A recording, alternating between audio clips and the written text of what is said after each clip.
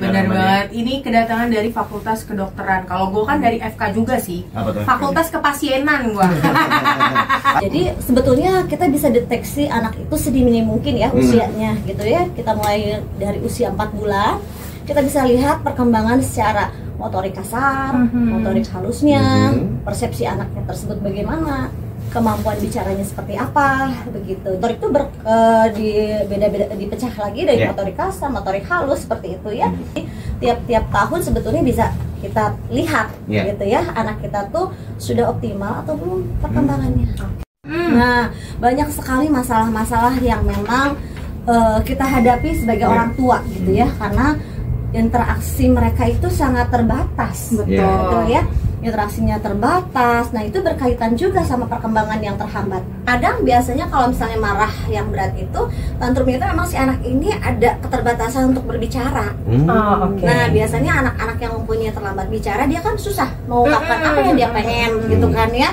Terus ya emosinya kan masih tidak stabil, jadi kan dia keluarkan marah yang sangat berat gitu lah ya.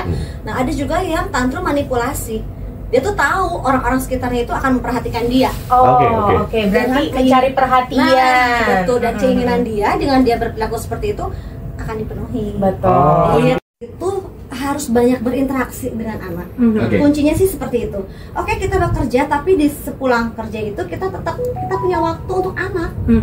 Gitu. Jadi jam berapa kita pulang, kita ada quality time dengan anak. Kita harus menjalin kedekatan emosional kita sama anak. Gigi muncul itu pada saat usia 6 bulan. Biasanya 6 bulan itu, jadi di situ sudah mulai ada fungsi pengunyahan. Kan pengunyahan itu kan si anak sudah mulai empati ya. Betul. Yang sebelumnya kan harusnya ASI full ya. ASI full di usia 0 sampai 6 bulan itu.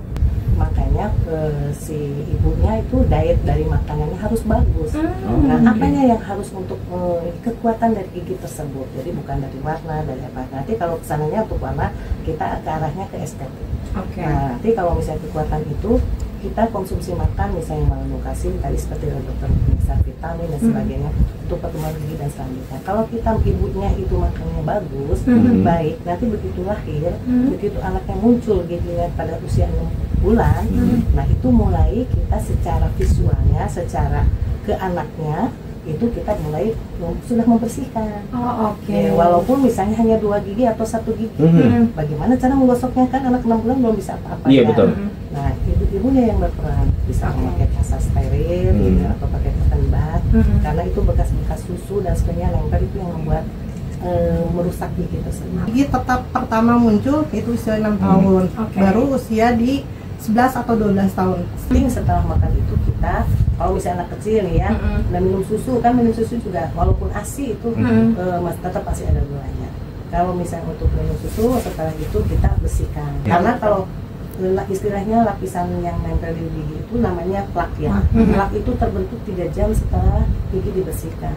Ya, walaupun kita nggak menggosok gigi pasti ada. Dari sisa-sisa makanan itu. Kalau saya sih harus diingat bahwa walaupun lingkup dokter gigi itu khususnya gigi dan mulut itu kecil, tapi itu akibatnya untuk ke seluruh tubuh. Oleh itu pelihara gigi dengan baik dan benar.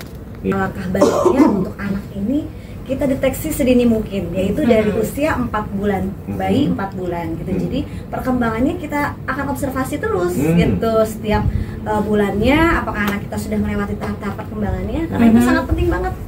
Gitu. Jadi kalau anak misalnya tidak merangkak juga itu akan jadi masalah di saat dia usia sekolah.